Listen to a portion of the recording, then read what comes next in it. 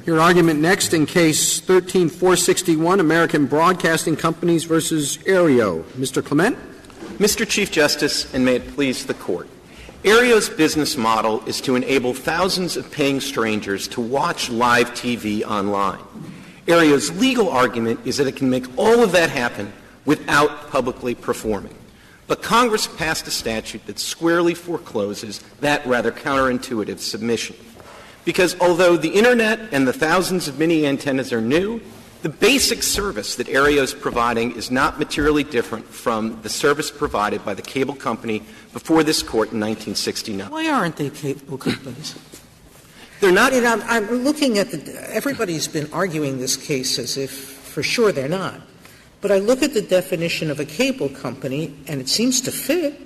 A facility located in any state. They've got a warehouse or a building in Brooklyn. That receives signal transmissions or programs broadcast by television broadcast stations. They're taking the signals off of the — They're taking the signals, right. Right, I'm sorry, they are. Makes secondary transmissions by wires, cables, or other communication channels. Seems to me that a little antenna with a dime fits that definition. To subscribing members of the public who pay for such service. I mean, I read it and I say, why aren't they a cable company?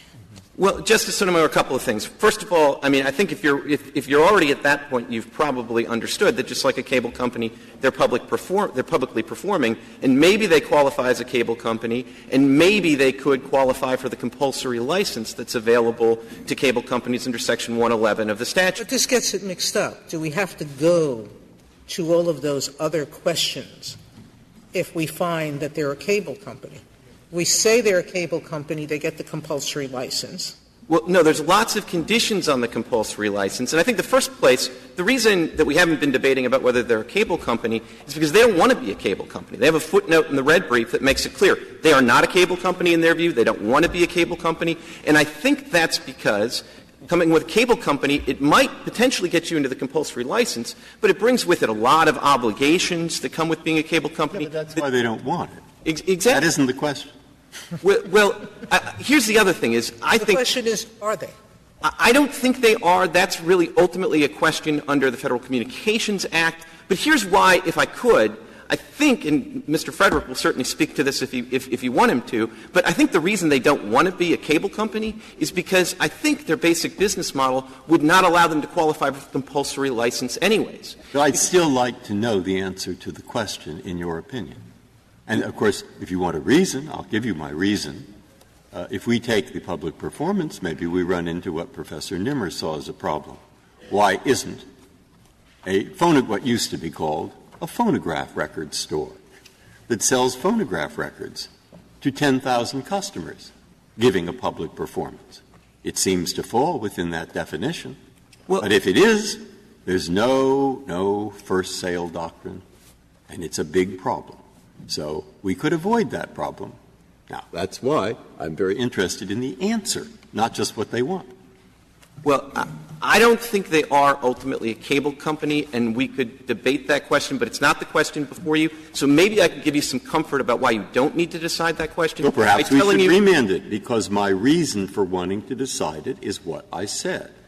And what you've read in their briefs is they, and they're supporting Mikey, have thrown up a series of serious problems not involving them, like the cloud, which the government tells us to ignore, and many others, which make me nervous about taking your preferred route. So that's why I was interested in this question. But, Justice Breyer, I think it's very important to understand that even if they're a cable company, it doesn't make all these problems go away, because they would be a cable company that, by very virtue of what they want to point to, which is their user-specific copies, I don't think they would qualify for the compulsory license. I also think the better way to avoid your concerns is to maybe take them on directly. The reason that the record company is not involved in a public performance is it's not involved in any performance at all. But that's different, of course, from an online music store, which not only provides a download of something, but actually performs it and streams it and allows it live. And that is a basic distinction that's not only recognized by the Second Circuit in the ASCAP case, but it's also recognized in the real world by the way these different services are structured. If you provide downloads of music, you get a distribution license or a reproduction license. If you provide streaming of music where you also have a contemporaneous live performance, then you also get a public performance license. Is your definition, I mean, Justice Breyer has already asked you, said he's troubled about the phonograph store and the Dropbox and the iCloud. I'm also worried about how to define or public performance or the performance of a work publicly, which I guess is the better way to do it according to you. How do I define that so that someone who sells coaxial cable to a resident of a building is not swept up as a participant in this? Or someone who, the sort of passive storage advisors, that this is really hard for me. Okay, but what do I do to avoid, what do we do, not me, but what does the court do to avoid a definition or an acceptance of a definition that might make those people liable? Okay, well, let me try to take — those are actually two different examples, and I think the answer to both of them is somewhat different. I think the provider of coaxial cable is, if it's just a simple sale of the cable, is not performing at all. And so I think if you're somebody and all you do is take a piece of hardware and you sell it once and for all to a user, then the user might be performing with the equipment, but you're out of the picture. And that's different from an ongoing service like a cable company or like Aereo, who still owns all these facilities, and they're providing through wired transmissions these performances on an ongoing basis. What if you did something else before you get to Justice Sotomayor's second half of the question, but something more along the lines of providing hardware? Suppose a company just gave the antenna and a hard drive. That's what they sold to the user. And the user was able to use the antenna and the hard drive in her own house or apartment in order to get all these broadcast programs. What would would that be a performance?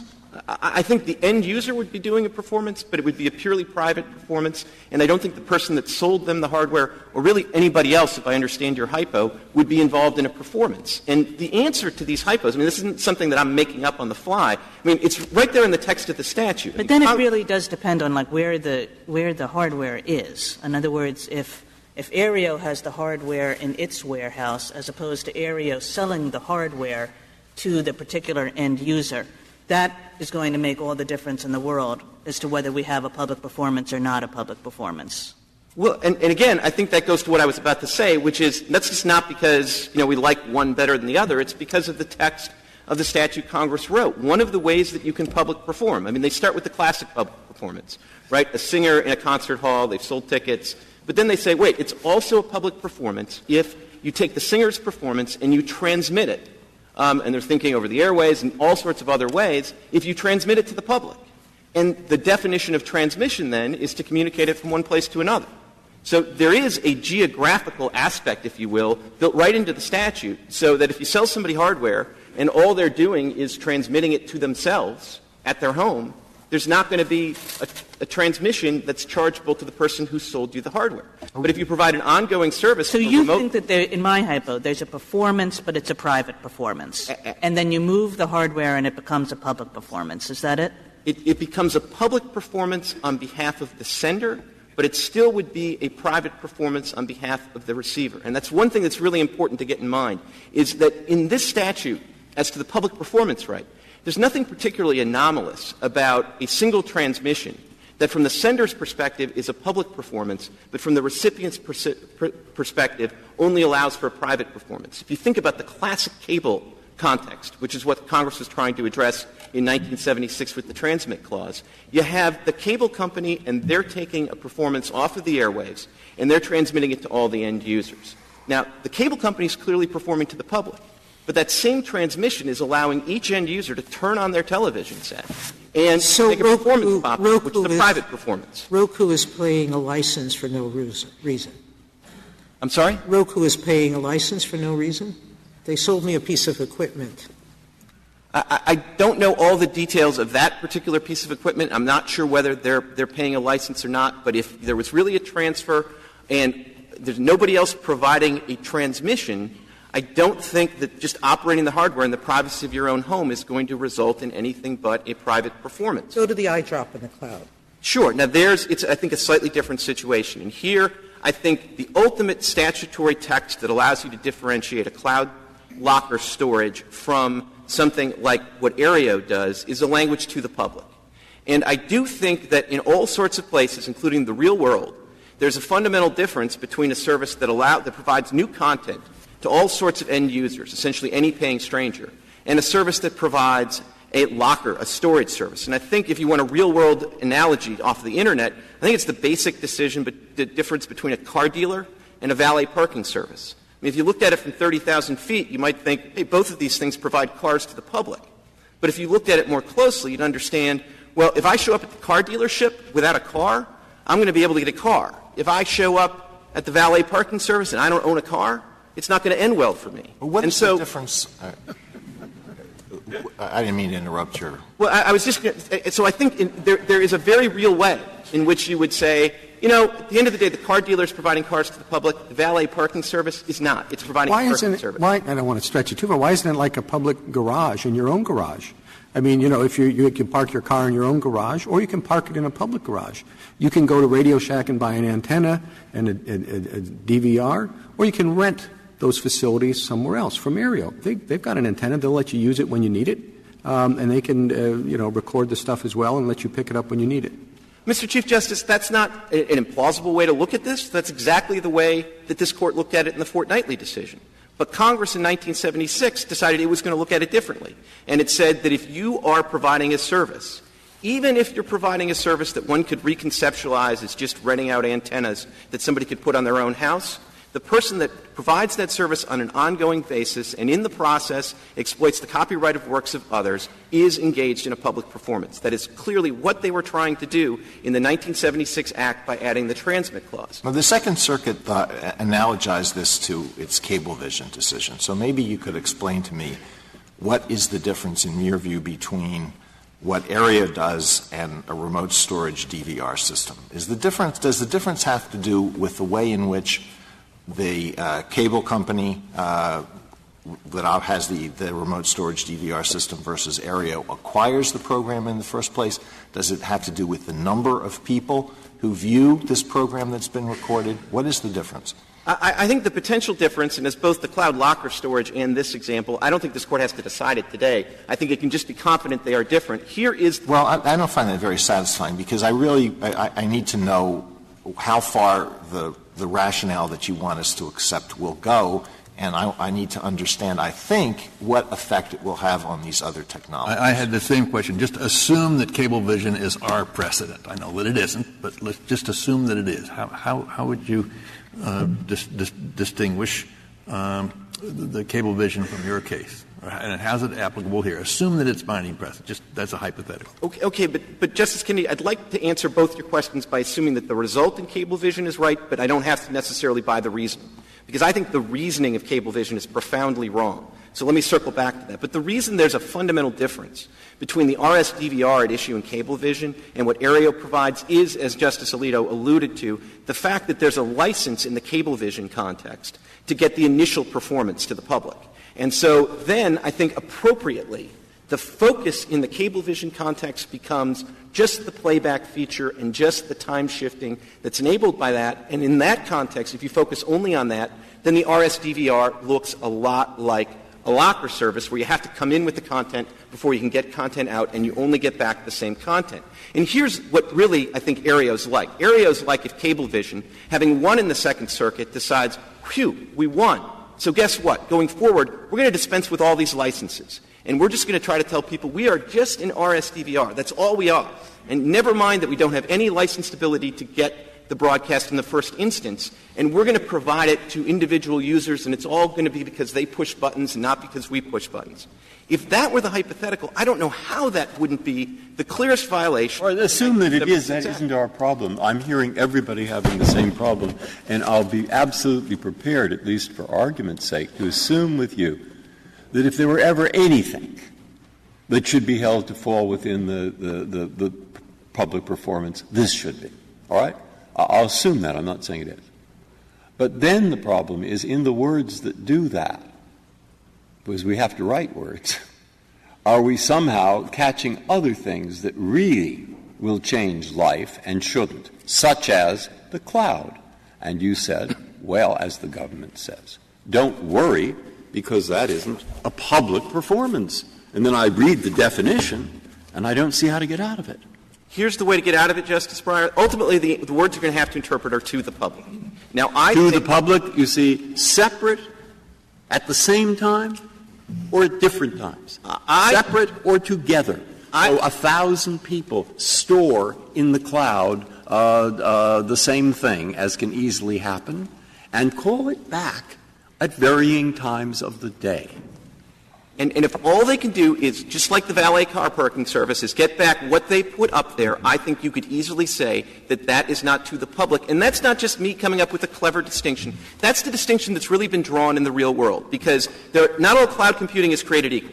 And there are some cloud computing services that use cloud computing technology to get new content to people that don't have it, and they get licenses. And there's other cloud computing that just has locker services, and they don't think they need a license. And so I'm not saying that you have to bless what the market has done, but I think it's a profound indication. But what if, Mr. Clement, it's not so simple as a company that just allows you yourself to put something up there? What if — how about there are lots of companies where many, many thousands or millions of people put things up there, and then they share them, and the company in some ways aggregates and sorts all that content.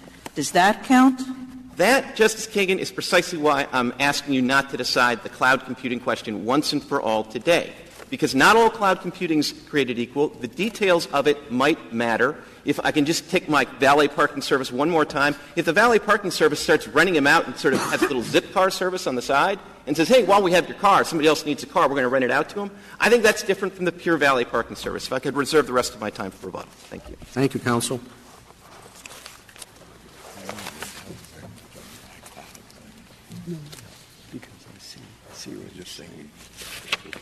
Mr. Stewart? Mr. Chief Justice, and may it please the Court, I'd like to begin by reinforcing two of the points that Mr. Clement made. The first is that what Aereo is doing is really the functional equivalent of what Congress in the 1976 Act wanted to define as a public performance. As the Chief Justice said, one potential way of looking at this is that Aereo and companies like it are not providing services. They are simply providing equipment that does in a more sophisticated way what the viewer himself can do. It's a plausible way of looking at the world. That's what the Court in Fortnightly and Teleprompter said. But Congress acted to override that and to make clear that cable services that used one big antenna to pull broadcast signals out of the sky and reroute it to their subscribers, those people were engaged in public performances, and they ought to be paying royalties. The second thing that I'd like to reinforce in Mr. Clement's presentation is that there's no reason that a decision in this case should imperil cloud locker services generally. But as Mr. Clement was pointing out, that the term cloud computing — How about simple TV or nimble TV, which is not quite a hybrid? I mean, I guess I'm not familiar enough with the precise details of the operation, but just let me say in general terms, there are obviously services that provide television programming over the Internet. Some of them are licensed because they recognize that they are publicly performing. If a particular company, for instance, recorded television programs and offered to stream them to anyone who paid the fee, or offered to stream them for free and made its money off advertising, that would be a public performance, because those companies would be providing content to people who didn't have it. I think the basic distinction, the one that at least defines the extremes, is the distinction between the company, whether it be Internet-based or a cable transmitter, that provides content in the first instance, and a company that provides consumers with access to content that they already have. If you have a cloud locker service, somebody has bought a digital copy of a song or a movie from some other source, stores it in the locker, and asks that it be streamed back. The cloud locker and storage service is not providing the content. It's providing a mechanism for watching it. Can I ask my same question to you that I asked to Mr. Clement? How about if there's a company that allows sharing, and that aggregates all the content that different individual users put up, and that in some sense sort of sorts and classifies the content in different ways? How about that? I think you would have to know both the details of the service, and you would have to be making a harder call there about how to draw the line, because I don't pretend that there is a bright line between providing a service and providing access to equipment. If you look, for instance, at the extremes of a person putting a rooftop antenna at his own home, everybody agrees that the rooftop antenna manufacturer is not performing at all, and the individual is engaged in a solely private performance. At the other extreme is the cable company. One big antenna makes transmissions to a lot of people. Congress clearly intended to define that as a private performance. Somewhere in, but you could come up with lots of hypotheticals that look more or less like one of the other extremes. They're somewhere in the middle. It's an authentically hard call as to where to draw the line, so I don't have a good answer for you. How do we get out of the Nimmer example? I mean, how do we get out? What words do I write to get out of this, throwing into this clause a music store that distributes via Federal Express, a device, or the U.S. Postal Service, or even someone over the counter, distribute to 10,000 people a copy of a record, which they then will take and play it. They have, to the same degree, transmitted something that will electronically make a performance of the music. So are they, when they sell the record, violating the display clause? No, they're not engaged. Because the definition of to transmit goes on. To transmit a performance or display is to communicate it by any device or process whereby images or sounds are received beyond the place from which they are sent. But of course they are. The sounds are received beyond the place. It requires the person to take the record, put it on a machine, and then play it. Well, there is a separate exclusive right in the Copyright Act. Of course there is. And that separate exclusive right has such things as first sale doctrine attached. But if they also flow here, if this covers them, which is why Nimmer wrote the paragraph that was quoted, if this covers it, there is no first sale doctrine. And that has a lot of consequences. I think so. Anyway, if you don't know and you haven't got something right there and you haven't thought about it, you're not going to think about it in 2 minutes, nor will I. No, I have thought about it, and I think the answer is that the word transmit is being used in a particular sense. You are correct that there are some contexts in which we would say that a person who sends CDs or vinyl albums over the mails is transmitting those. That's not the sense in which the term transmit is used here. It's talking about transmitting in a way that causes the sights and sounds to be received, transmission through radio waves, through cable, etc. And if there were any doubt about the word transmit, remember that it's part of the definition of the word perform, and ambiguities in the definition should be construed in light of the defined term. And nobody would say in ordinary parlance that a person who transferred a copy of a record was performing it. Mr. Stewart, before you finish, Mr. Clement, in his brief, made the point that we would, if we took the position the petitioner urges, there would be an incompatibility with our international obligations.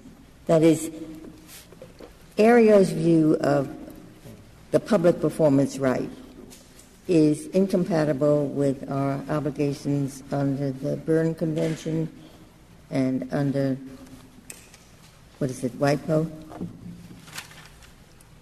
On pages 44 to 45 of his brief,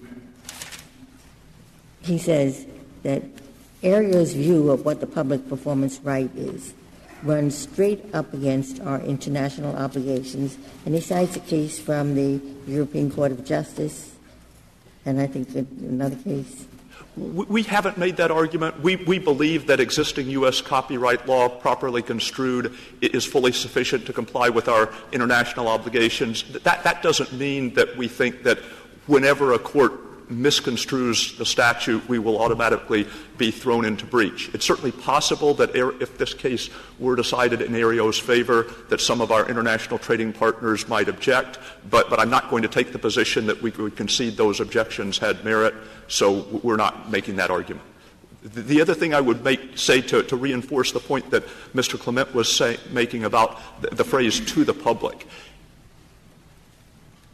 using his example of the valet parking, using a comparable example of a coat check room, there are situations all the time in which people place property momentarily at the disposal of another and then retrieve it later, and it's distributed to them at that later date, not in their capacities as members of the public, but as the true owners of the property. And I think some kind of distinction along those lines is essential in much more mundane applications of the Copyright Act. For example, if I invite 10 friends over to watch the Super Bowl, that's a private performance. It's not a public performance. That's not because my friends are not members of the public. They are, and in some other capacities, it would be important to regard them as such. If the theater down the street had a screening of Casablanca and it happened that those 10 people were the only 10 people who attended, it would be a public performance because they would be in their capacities as members of the public. So I think in a wide range of situations dealing with public performance, distribution to the public,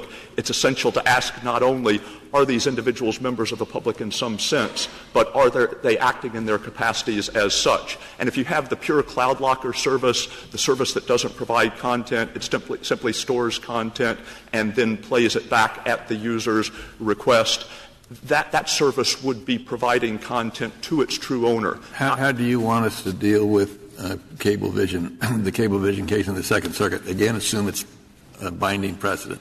Just assume that. My answer would be the same as Mr. Clement's, that the reasoning of Cablevision, if you really adhere to the idea that the only performance that counts is the individual transmission and ask, does that go to more than one person, then it's hard to see how you could rule in favor of our position here. But as far as the bottom line outcome of Cablevision is concerned, you could accept the government's position and still say Cablevision was decided the correct way, precisely because Cablevision had a license to perform in real time, to broadcast the program to its subscribers.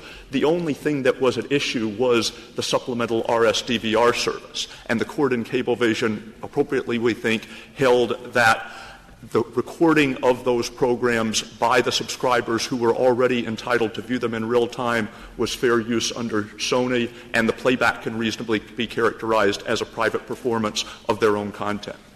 Thank you. Thank you, Mr. Stewart.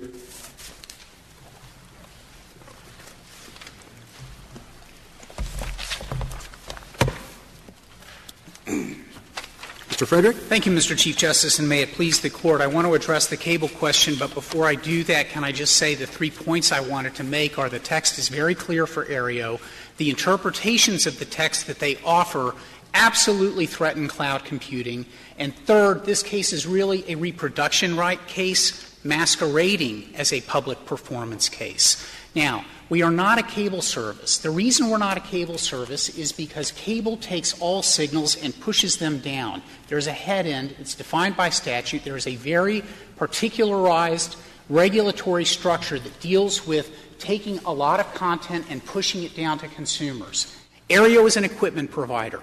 Nothing happens on Aereo's equipment until a user initiates the system. The user initiates the system by logging on and pressing, this is the program that I want to watch.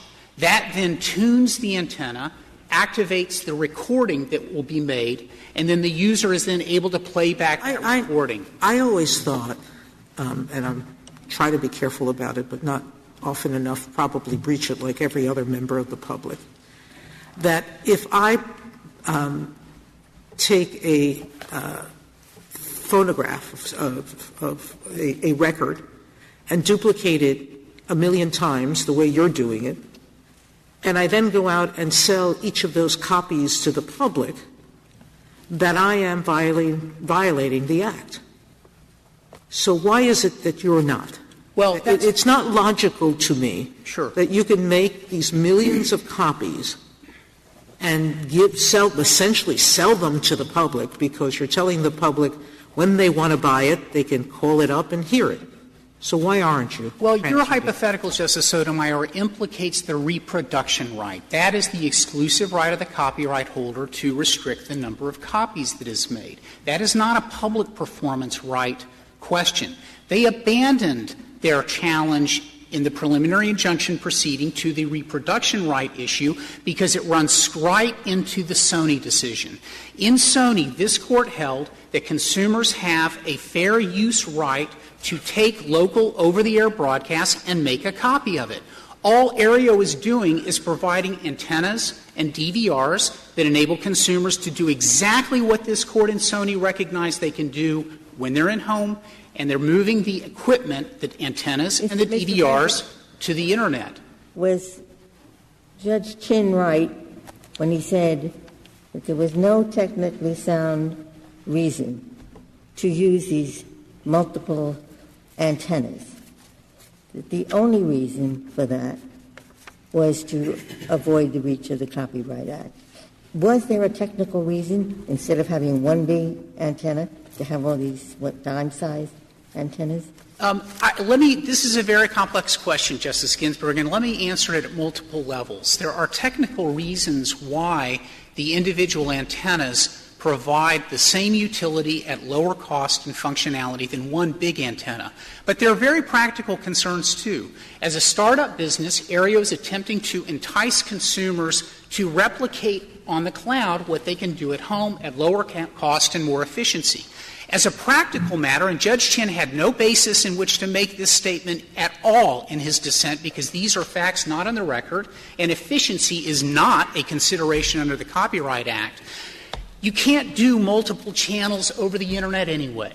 You can only do a single video stream at a time. So whether you have one big antenna or whether you have lots of little antennas, you still have to compress the signal, and only one can go over the Internet at a time. However, Justice Ginsburg, as a startup business, there is a very real consideration for why multiple antennas make sense. If you're in New York City, you want to put an antenna on top of a building, you got to get a building permit. If you want to construct it, you got to get a construction permit. If you want to put it up there with a crane, you have to get a subway permit before you can do all of the things to put a big antenna on a building in New York City to get broadcast signals. But is there any reason you need 10,000 of them? I mean, can't you put just if your model is correct, can't you just put your antenna up and then do it? I mean, there's no technological reason for you to have 10,000 dime-sized antenna other than to get around the copyright laws. Well, the point of the copyright laws, though, Your Honor, shouldn't turn on the number of antennas. It turns on whether the person who is receiving the signal that comes through the Internet is privately performing by initiating the action of that antenna, getting a data stream, having that signal compressed so that it can be streamed over the Internet through a user-specific, user-initiated copy. That may well be, but it doesn't contradict the Chief Justice's question. I mean, you're just saying that by doing it this way, you don't violate the copyright laws, but his question is there any reason you did it other than not to violate the copyright laws? We understood, yes, there is a reason, Justice Scalia. We wanted to tell consumers you can replicate the experience at very small cost. You know you have a right to put an antenna on your roof and put a DVR in your living room. We can provide exactly the same antenna and DVR for a fraction of the cost by putting it over the cloud. Yeah, but it's not. You give them space that's available when they call in. They don't have, this is my little dime thing, and this is my copy that's going to be here. They're there, and when they want something, you provide the service of giving them that. They don't have a dedicated antenna in Brooklyn. Well, some of the consumers do. The record is clear that some are statically assigned to particular users. But, Mr. Chief Justice, that doesn't answer the question, the statutory interpretation question, which is, as in Cablevision, as Justice Kennedy noted, there is a user-specific, user-initiated copy that, when viewed by the user, is a private performance. That operation of the system works exactly the same way. And the fact that Cablevision is able to compress its signals to make them Internet accessible through a single antenna, and Aereo chooses to do it through multiple antennas to avoid all the hassles that go with having a big antenna, should not matter for the copyright laws. We're still talking about renting equipment that consumers have a right to get over-the-air signals that are free to the public, using public spectrum that the government has allocated so that broadcasters... Suppose Aereo offered a service so that the viewer at home could press 3 different buttons, but it takes only 45 seconds. And he could get the broadcast without advertising. And Aereo would have some way to screen out the advertising. So you could watch the entire baseball game or football game without the ads. That would probably violate the reproduction right, Justice Kennedy. It would not violate the public performance right. Would Aereo be a performer then? Aereo would not be a performer. The question would be, and this does go into the technical details, and here the position between the parties is quite stark. They say the facts don't matter. We have a well-developed factual record. There, Justice Kennedy, the fact that would matter in your hypothetical would be whether or not the initiation of the advertiser free had been somehow done by the consumer or whether it had been done by the cloud provider. No, the consumer makes the choice. You can have it with the ads or without the ads. Push button 1 or button 2. Right. I understand. I don't understand why he's the performer in one case and not in the other case. Because the action of who is a performer turns under the statute on who is acting to make the sequence of sounds and images perceivable. Where you're talking about taking out advertising, what you're doing is you're altering the copy and you are infringing the reproduction right. That is not something you can do in the Aereo technology. I have no brief to defend that. That would be a very difficult reproduction right question, but it doesn't matter in terms of who is exercising a private performance because that is being done in the home with a user-initiated, user-specific copy. Mr. Frederick, your client is just using this for local signals. Yes. Right now. But if we approve that, is there any reason it couldn't be used for distant signals as well? Possibly. Possibly what? There is possibly a reason, or it could possibly be used? It can be used for distant signals, but it implicates... What would the difference be? I mean, you could take HBO, right? You could carry that without performing. No, because HBO is not done over the airwaves. It's done through a private service. But, Justice Scalia, let me answer your distant signal hypothetical this way. That would implicate, again, the reproduction right. It does not implicate the private performance and public performance distinction because even if you were to take distant signals and make them available in the home, it's still through a user-initiated, user-specific copy of distant programming. Right. The question then becomes, is there a fair use right to be able to do that? What Sony said, because Sony was dealing with local over-the-air broadcasts and making a copy of local over-the-air broadcasts, it said that consumers have a fair use right to make a copy of that. Sony did not address the distant signal, and the question then would become in balancing the various fair use factors whether it was appropriate for a consumer to be able to get access to that programming without being able to otherwise implicate the free public spectrum. Now, the way Congress has addressed that by saying that when there are distant signals that then get pushed through a cable system, there is a copyright royalty that gets paid. But I want to make absolutely clear, satellite, cable do not pay copyright royalties for local over-the-air broadcasts. Why? Because the local over-the-air broadcast channels wanted it that way. They didn't want to be in a situation of having to figure out how to divvy up all the copyright royalties to the various holders. So when they talk about how Congress supposedly overruled fortnightly, what they ignore is that in Section 11D and in Section 122C of the Copyright Act, Congress said the retransmission of local over-the-air broadcast through satellite and cable shall be exempt from the copyright regime.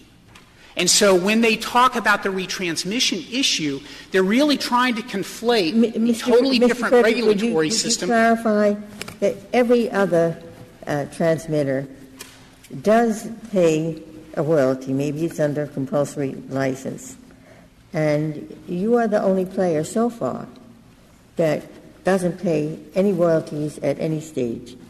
Well, Justice Ginsburg, the person who sells an antenna to me at the local Radio Shack doesn't pay copyright royalties either. And can a company that provides a rental service for me to put an antenna in my home and install it, they don't pay copyright royalties either. And the question that really boils down to in this case is how significant should it be how long the cord is between the antenna and the DVR. No, the answer is very significant.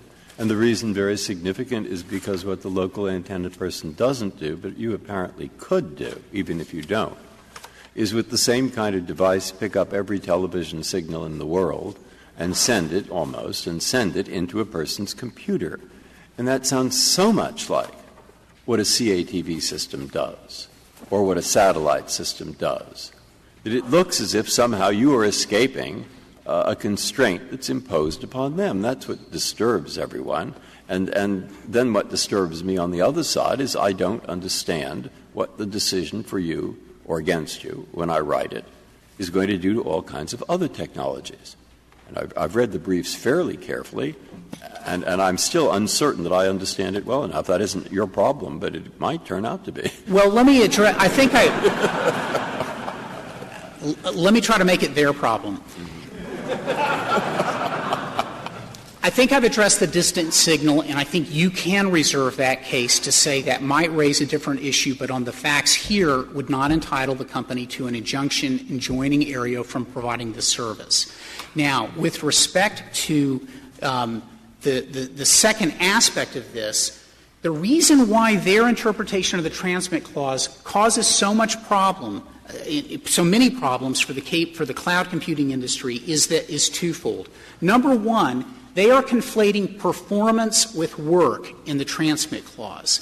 What they are saying is that so long as the work is always perceived in some fashion through a performance that is privately done through the playback of a recording, that because the initial work was disseminated to the public, that implicates the public performance right. What that does is it means that every time somebody stores something in the cloud, whether it's a song, a video image, or the like, if it happens to be something that somebody else has stored in the cloud, the act of one person initiating it and perceiving it is going to implicate the public performance right. And that's why the cloud computing industry is freaked out about this case, because they've invested tens of billions of dollars on the notion that an user-specific, user-initiated copy, when perceived by that person, is a private performance and not a public performance. The second thing that they do that's wrong with the statute is they aggregate performances. Instead of where the statute says transmit a performance, they say transmit performances, because they acknowledge that the way the technology works for Aereo is it is an individual user-specific, user-initiated copy. But they say no matter if you add enough of them together, you can aggregate that to become a public performance. Just to make sure, there's no reason it's a user-specific copy, is it? You're making 10,000 copies. It'd be much easier for you to just have to make one copy and everybody could get a copy. Well, that's where the issue about replicating what happens in the home matters, Mr. Chief Justice, because if I'm in my home and I start the program 2 minutes in using Aereo's technology, I miss the first 2 minutes, I never get to watch it. It happens to be when I push the button to initiate the copy, just like if I'm at home watching on a DVR, the same principle. And so that copy will always be different because I have control over it versus — Surely you can make a program where you have just one copy and starting it at different times. You don't need every viewer to have his own copy. But that is the key distinction between video on demand and the service that Aereo provides, the kinds of equipment and technology that Aereo provides. We don't have a brief to defend the master copy, because in the master copy situation that is indisputably public because there is no right to exclude anyone else. With Aereo's technology, if I'm making a copy using Aereo's system, no one else can look at it. Even if you happen to have watched the same program, you can't watch my copy. I can't download it. It's just saying your copy is different from my copy. Correct. Well, that's a reason we call them copies, because they're the same.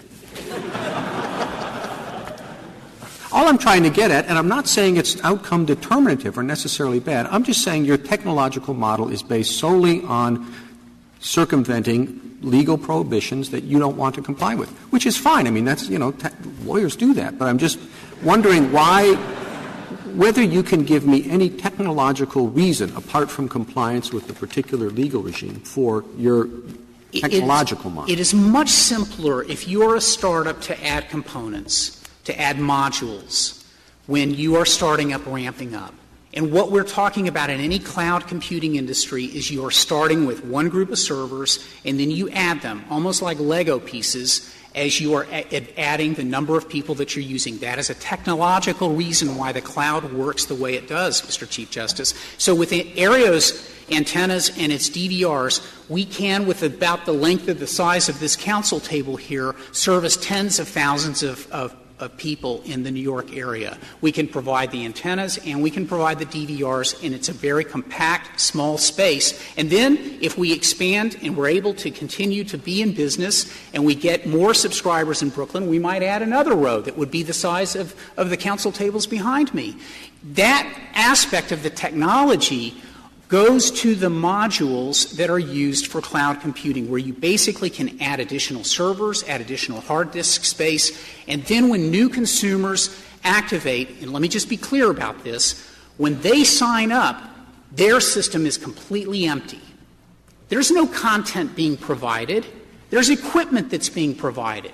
So when they activate the system and they say, I want to watch the news at 6 o'clock, they then start the process that then fills their individually assigned storage with the 6 o'clock news. But until that happens, there's no content being provided. So the notion that they have in the reply brief over and over that we're somehow a content provider would mean that everybody who provides an antenna or a DVR is somehow a content provider. And if that's true, then the implications for the equipment industry are obviously quite massive, and you can understand why that would frighten the cloud computing industry, because that turns them into public performers whenever they are handling content.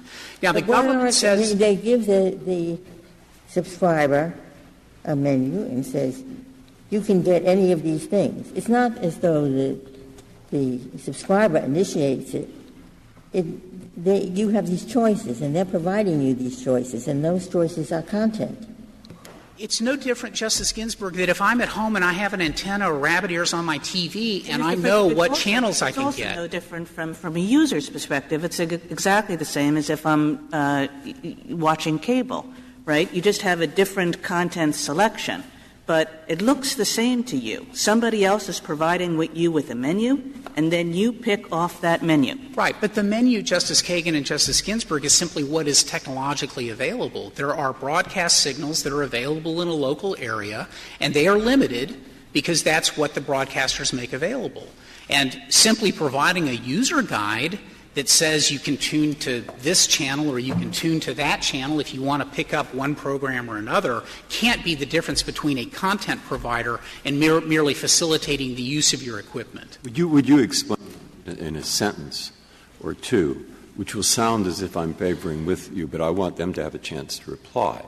The thing that frightened me somewhat in your brief was, I think, of the cloud storing everybody's music, vast amounts of music. And now they then send it down perhaps to 1 million people at a time who want to all hear the same song. Now, what you said was, if I understood it, but explain it if it is, that there is a provision of the copyright law that says when that happens, it's subject to a compulsory license. And if it's subject to a compulsory license, then, of course, people can get it, and it's paid for by somebody. But if we decide with them, there'd be a different provision that would come into play, namely the performance, and it wouldn't be subject to the compulsory license. There's no point telling me I'm right if I'm wrong. What I want to know is, have I got your argument correctly, and if not, what is it? I think that your argument, Justice Breyer — It's not my argument. It's a parody, perhaps, or an incorrect version of your — what? Okay, let me try to correct this. There is no compulsory license with respect to music or video. There are different compulsory licenses with respect to satellite and cable that capture all signals and push them down to everyone. All right, so that would be the same then. Now, it isn't going to be a problem. No. Where it's going to be a problem with the cloud is if you say, if I'm watching a particular program and you're watching a particular program and Justice Sotomayor is watching the same program, we are engaging, and the company that has allowed us to make a copy of that is engaging in public performance. Where you have to deal with infringement is the concept of volition. and the idea of who is doing the act. If I'm simply making equipment available.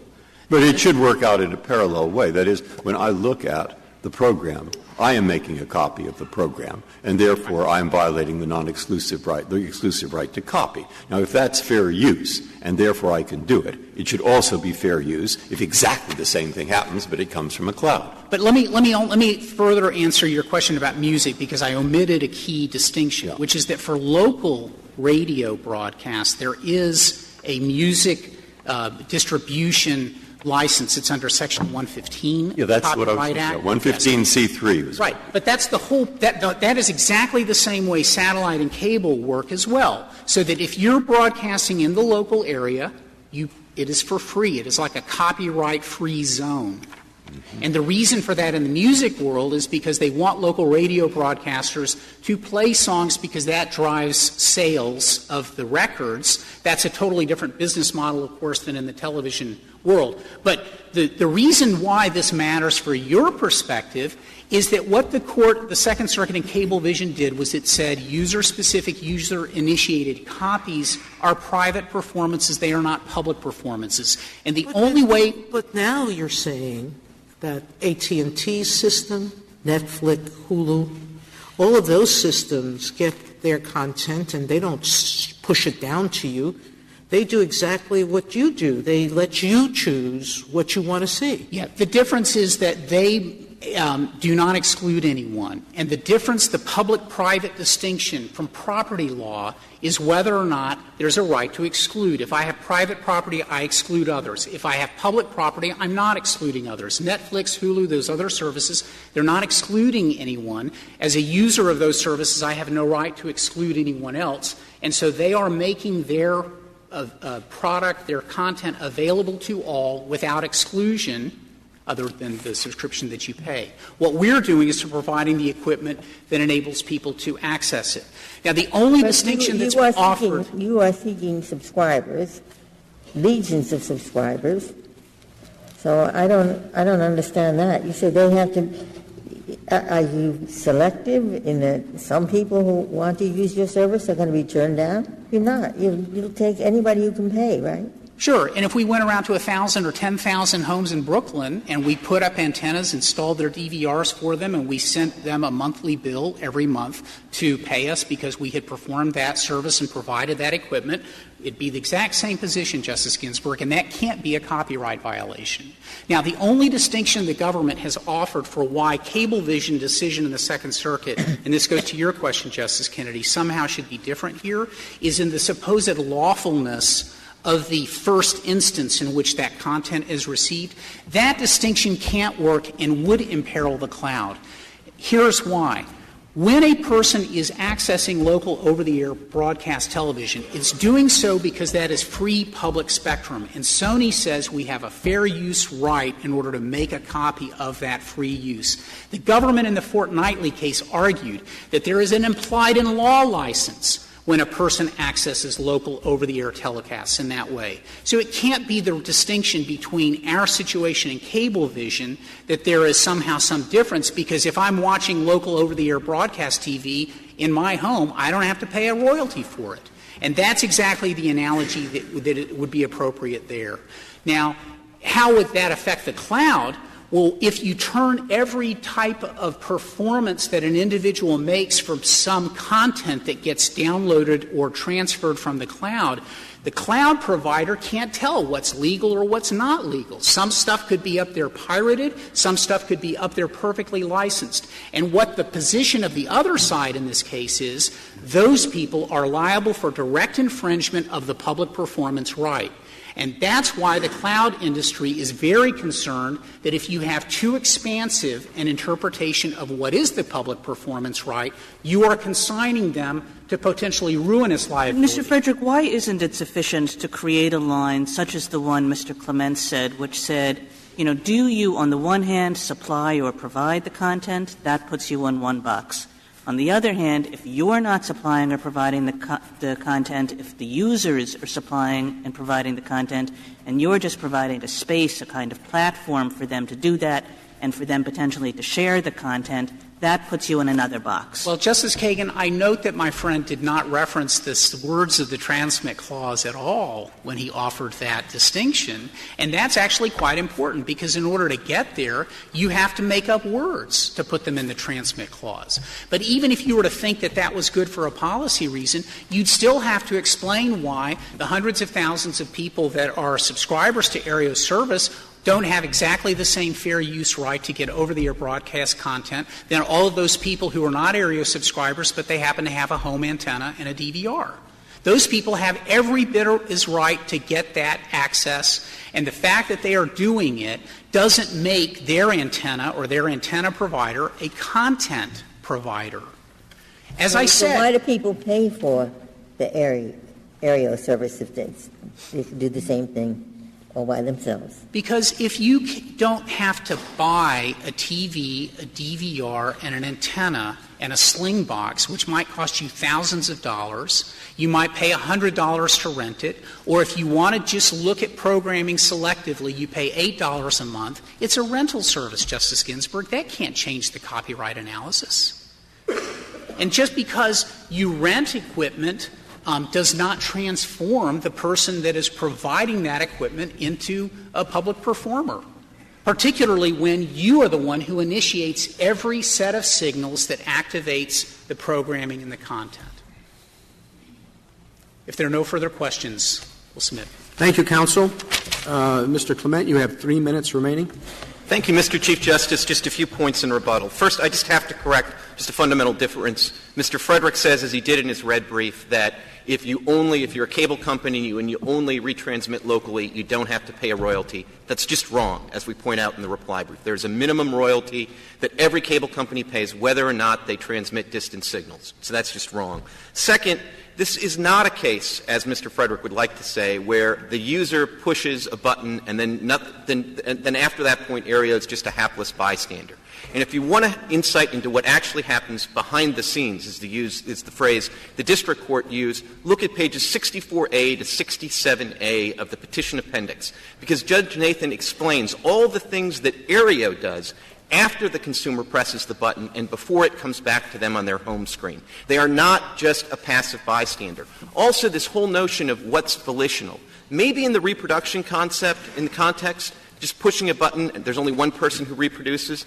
But the concept of what is the requisite volitional conduct is answered by the transmit clause. Congress specifically looked at this and said there are going to be lots of situations where the sender, usually the cable company or Aereo, sends a transmission to the user.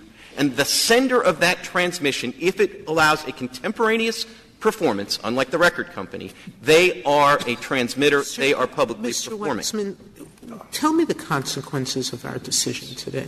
Do you put them out of business, or do they have to go and negotiate a license with every copyright holder? You're in fact telling me they're not a cable company, they're not a satellite company, so they can't go into those systems of payment. What happens now? The consequences really gets back to the Chief Justice's question, which is if they actually provide something that is a net benefit technologically, there's no reason people won't license them content.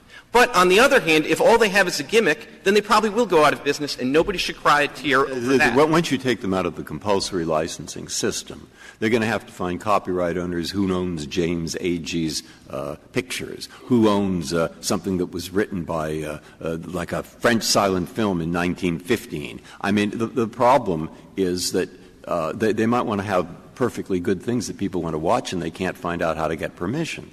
Well, that is a problem that worries me, and it worries me again once you kick them out of the other systems. It's not a problem that should worry you because, first of all, if they really need a compulsory license, maybe Congress can revisit it as it has in technologically specific ways for cable and satellite. But there is other ways to get content. They could approach HBO. The Second Circuit. You have some other rebuttal points. I did, Your Honor, and one of them really gets to this HBO point, which is they want to say that this whole case is about reproduction and there's no public performance going on at all.